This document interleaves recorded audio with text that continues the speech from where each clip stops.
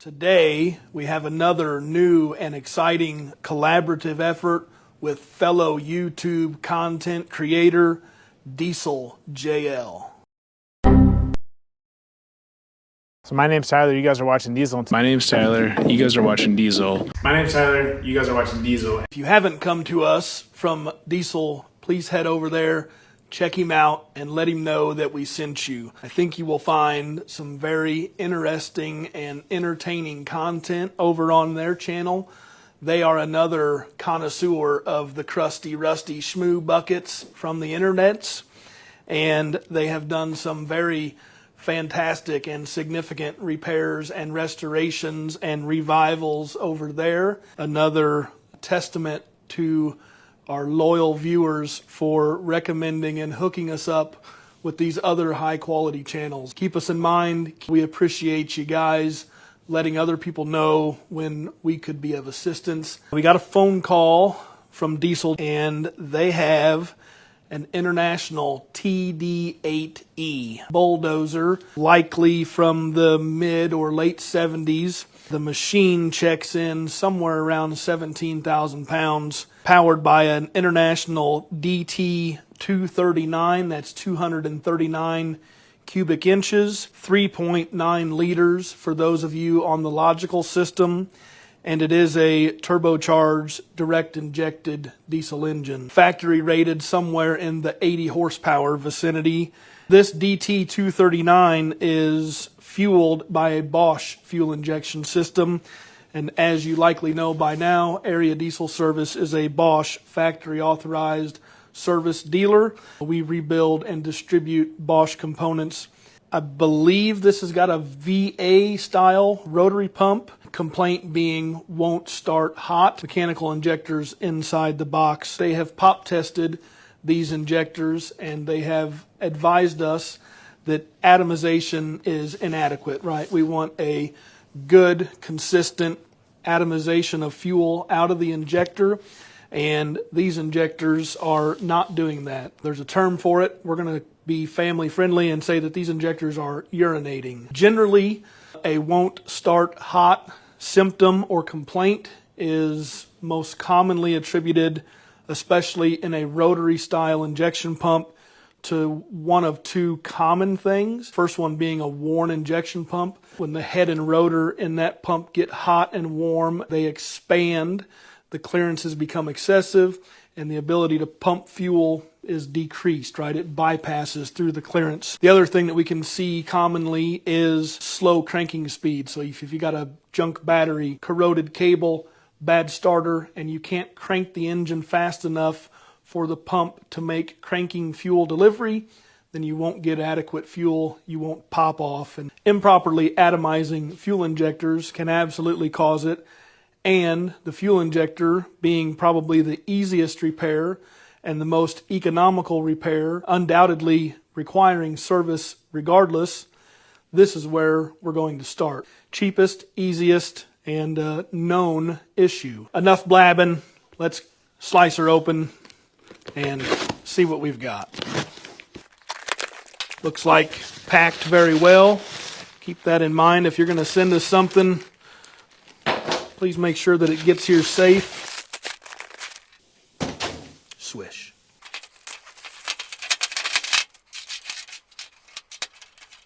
Here you have it. 4 injectors out of their 4-cylinder engine.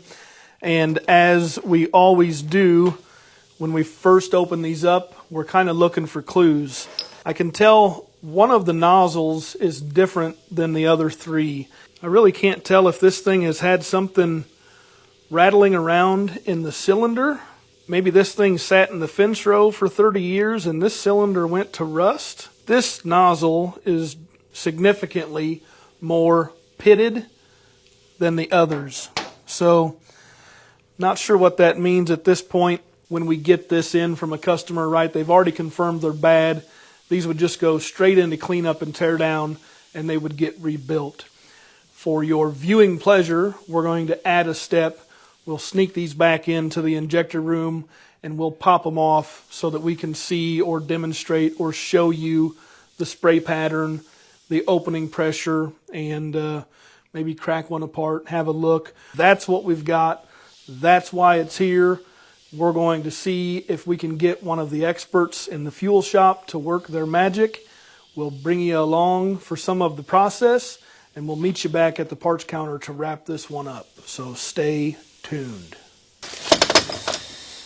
Well, we got the first injector hooked up here. Gonna see how it does. Get some fluid to it.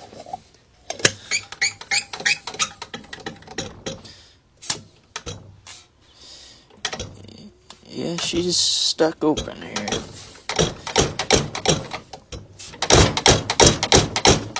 No chatter. Spraying off, leaking out the return here. Nozzle stuck. See if we can get any sort of pressure built up here. Leaking off, not holding any pressure back. So that one will need cleaned up or a new nozzle in it for sure. Alright, round two.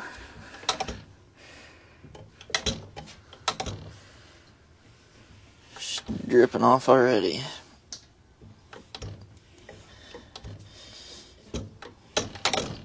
One hole is completely plugged.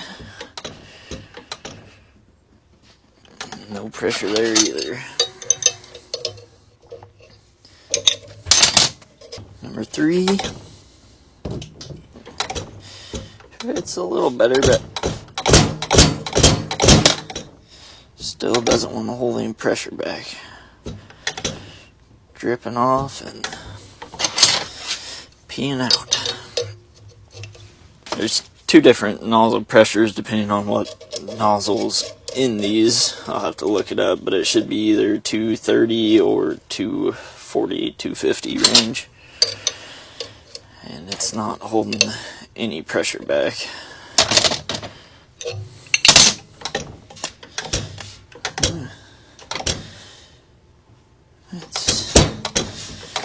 This one's a little better, but still not chattering. Still dripping off whenever you push some slow pressure to it. Let's see if it'll hold anything back. So that one's about 230. But no good atomization.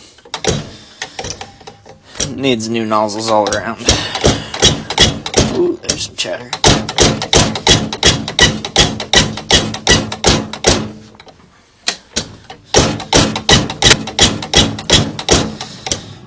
If you hammer on it like it's actually going to fire in the engine, it'll chatter and atomize, but if it's not holding any pressure, it's going to leak off whenever you shut the engine off, and it'll add for smoke at startup and some rough running issues at the get-go.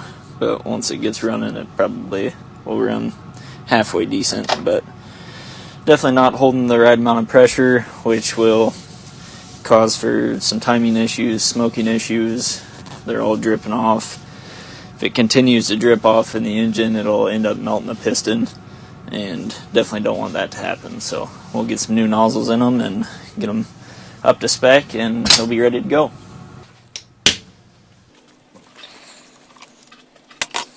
A lot of carbon built up in there.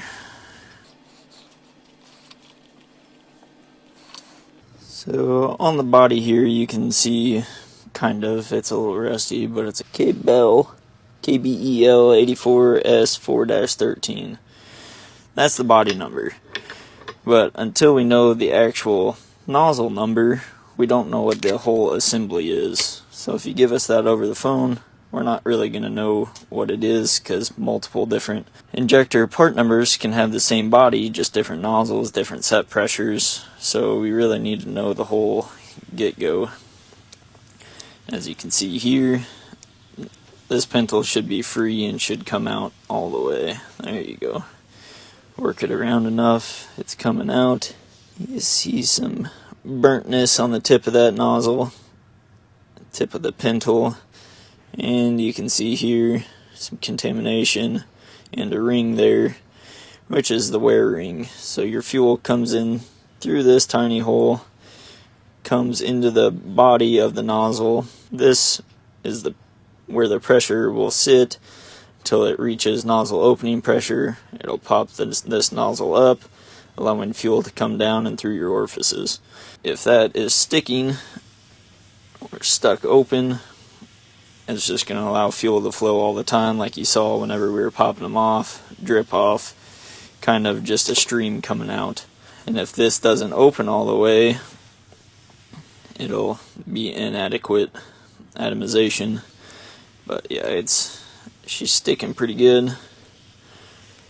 Should come and be free all the way in and out. It really only moves about that much, depending on the set pressure, your intermediate plate, and your spring seat. But you still want it to be free all the way around so it doesn't have any stakes or catch-ups. Bad fuel, age, how many injection pulses it's had in its lifetime. This one looks like it has some contamination in it, but not bad enough to get all the parts real nasty. I've seen a lot worse, but yeah. Normally if it has biocontamination, this will just be coated with some molasses looking stuff, but that doesn't look like the case. I would say that this nozzle was sticking due to some age, and then some compressions coming back up here and looking like it's burnt there. It looks worn at the seat as well, where it seats into the tip of the nozzle, and that wear will allow fuel to bypass all the time. Yeah, so this is a DLLA 150S 690. That is the type code of the nozzle. The DLLA stands for what type of nozzle it is, whether it has a sack in it or not, and just the type of nozzle. The 150 is your spray angle, so 150 degree spray angle, and the S is the type of nozzle it is as well. The 690 is the designation of the internal, the diagram of it, or specs. We can look that up in Bosch, get the actual Bosch part number for it, and get some ordered for them. A little longer than a few minutes later. Cleaned up pretty nice. New nozzles in them. Got some pitting, but that's to be expected for an old machine. Doesn't affect anything, but here's the first pop test on the new nozzles. Whew.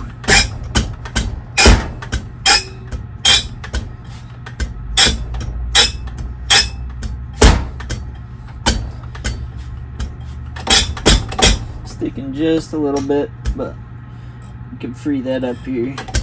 Gotta take this back apart here so we can get some different shims in it to get our pressure back up. We need to be at 240 bar and we're at 190. At 69, need to go up about 30. You don't want to really overshoot it.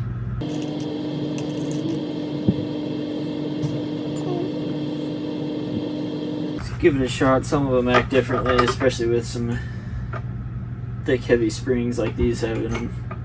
They react a little differently.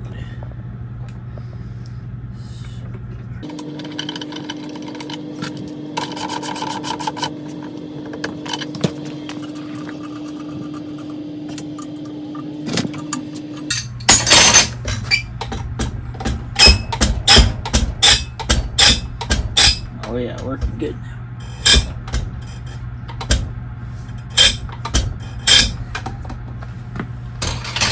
So we bumped up to 210.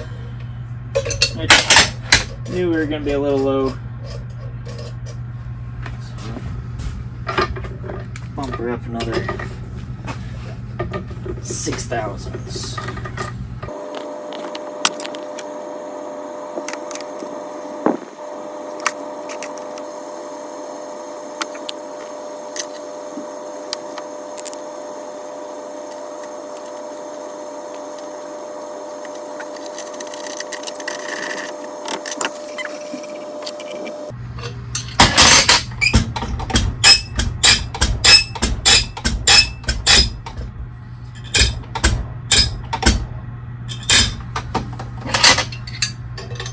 Sounded better, still not quite there.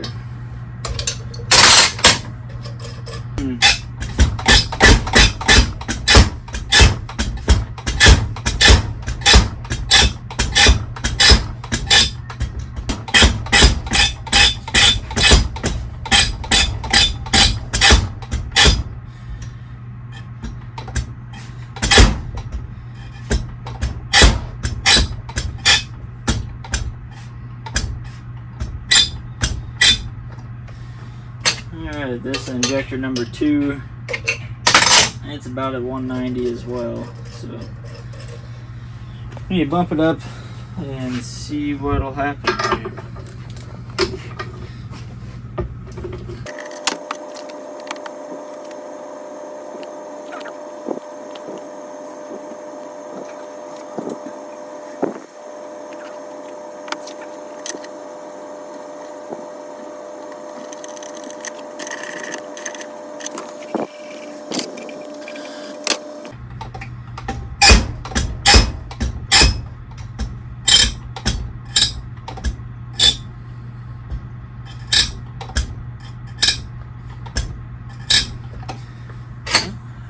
Alright guys, got this last one finally adjusted. Springs, or the shims are all good. Let's see if we get the right pressure here.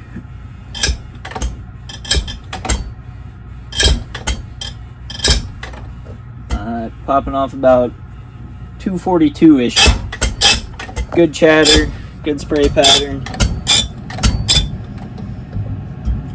It's not peeing off. Not leaking early. Should be good to go. We made it back to the parts counter. Fairly simple repair and rebuild process on your KBEL style Bosch fuel injector. These are the old nozzles and they're bad. This one, I can't even get the pintle to pull out of it. That one was moving. That one was moving. This one just jammed tighter than 2 coats of paint there. Let's see if it'll... Oh, yeah. Oh. I don't know how well it'll pick it up, but you can see it's tarnished like it sat with fuel in it for 100 years, which is the primary ingredient of schmoo, if you didn't know. You can see on the end there, it's hammered. No bueno. Even the bodies were, I don't know if it'll pick that up, but it's missing material. I mean, it's corroded and rusted so bad. These are 100% boat anchors. I know you saw the process. We tested these out of the gate. Again, we spoke about earlier, we don't always necessarily do that, but for sake of quality content, we wanted to show you that. And these failed miserably. You saw it, but opening pressure was non-existent. Atomization, non-existent. Fuel injection pressure from the pump comes here and is fed down through the body, and it fights against the spring pressure, which is dictated by the thickness of the shims that you put in it, and whatever the calibration spec is on this injector, 240 bar, which is about 3,500 psi, is what it takes to unseat that spring and let the fuel flow through it. This fuel system, injector opening at 3,500 psi, and then, compare that to modern diesel, modern common rail systems, we're talking 30 or 40,000 psi. It's kind of neat to see how well the fuel atomizes at 3,500, but think about what it's doing at 35,000. So bar, I believe, is like metric measurement of pressure. 1 bar is equal to about 14.5 psi, and I think there's some correlation between 1 bar being roughly the same as 1 atmosphere, or 1 atmosphere of pressure. Atmospheric pressure at sea level is like 14.7, and that's how I remember 1 bar, 14.5 or 14.7 as far as trying to figure out and round it off. When I say bar, I ain't talking candy bar, right? I'm talking a measurement of pressure. But I do enjoy a candy bar from time to time. If this injector was a candy bar, what candy bar would it be? I'm gonna ask for a little leniency and I'm gonna say it's a package of Rolos, which is not really a candy bar, but they are delicious nonetheless. TD8E powered by International DT239. This injector, at least the envelope or physical appearance, is going to be the same as your 684, 685, and 695 tractors. If you're working on one of those applications or any DT239 with a mechanical fuel injection system, this is the type of repair you might expect, and this is the type of stuff that these guys are back here doing all day, every day. The $1 million question, as per usual, what did it cost? And these injectors came in at $147.47 a copy, 4-banger, $600 to go through, install new nozzles, clean up, recalibrate, restore your injectors to their factory specifications, and a beautiful atomization and spray pattern. That includes your bag of widgets, coppers and O-rings to seal the return, keep the dust and contaminants from getting down in the bore. All right, so we're going to get these back to the shipping department. We are going to take great care and concern and pack these up with pride so that they are guaranteed to make a safe delivery to our new friends over at Diesel. Please do us a favor, go over there, drop them a comment, tell them that we sent you, and I think you'll find some high quality content. We thank you for hooking us up with dieseJL. It was a viewer collaboration recommendation that got us together. It's not the first one, and we hope it's not the last. If you need something, please don't hesitate to reach out. We would love an opportunity to earn your business. We are diesel fuel injection rebuilders and distributors, turbocharger rebuilders and distributors. We also distribute many other diesel engine related components, whether it be starters and alternators, after treatment, engine overhaul kits, what have you. We're here to help, and we'd like an opportunity to help you. Keep in mind, if you reach out and let us know that you learned of us through our YouTube efforts, we'll throw you in some swag, just like we're going to throw in for the boys over at Diesel. I reckon that's it. Thanks for watching.